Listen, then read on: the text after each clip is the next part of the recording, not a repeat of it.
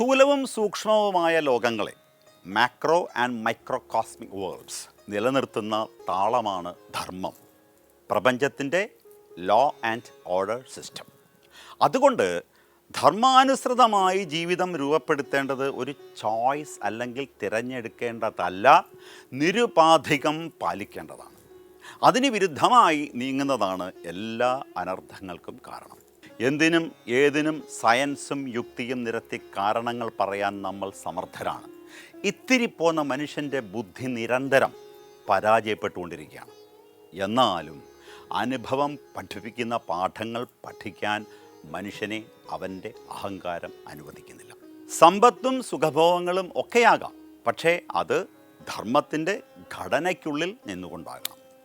ഇനി അഥവാ ധർമ്മം എന്നത് വലിയൊരു വാക്കാണെങ്കിൽ കുറച്ചുകൂടി ലളിതമാക്കി ഫെയർ ഡീലിംഗ്, ന്യായമായ നടപടിക്രമം എന്നാക്കി മാറ്റാം. തൈത്തിരീയ ഉപനിഷത്തിൽ ഒരു ഹോമത്തെക്കുറിച്ച് പറയുന്നുണ്ട്, ആവഹന്തി ഹോമം.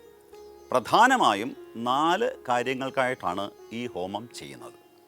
1 ധനസമ്പാദനം, 2 മനഃശുദ്ധി, 3 അറിവ് സമ്പാദനം, 4 ശിഷ്യസമ്പത്തുണ്ടാകൽ.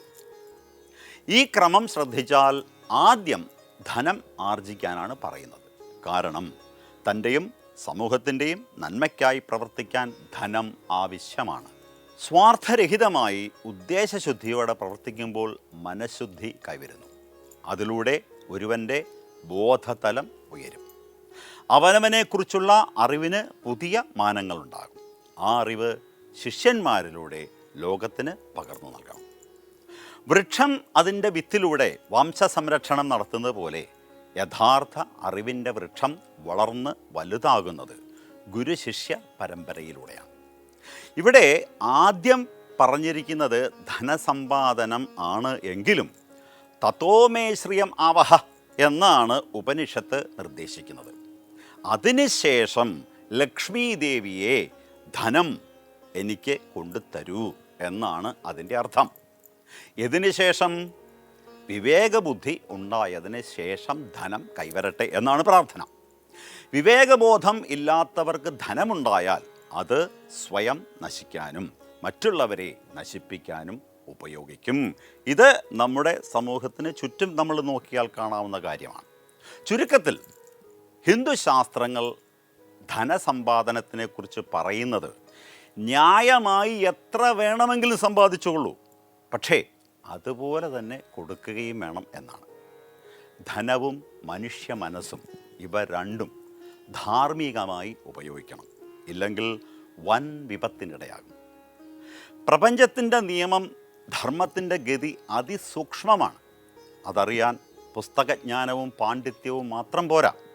ഇവിടെയാണ് ഋഷിതുല്യരായ അമ്മയെപ്പോലെയുള്ളവരുടെ ജീവിതവും കർമ്മങ്ങളും മാതൃകയായി തീരേണ്ടത്.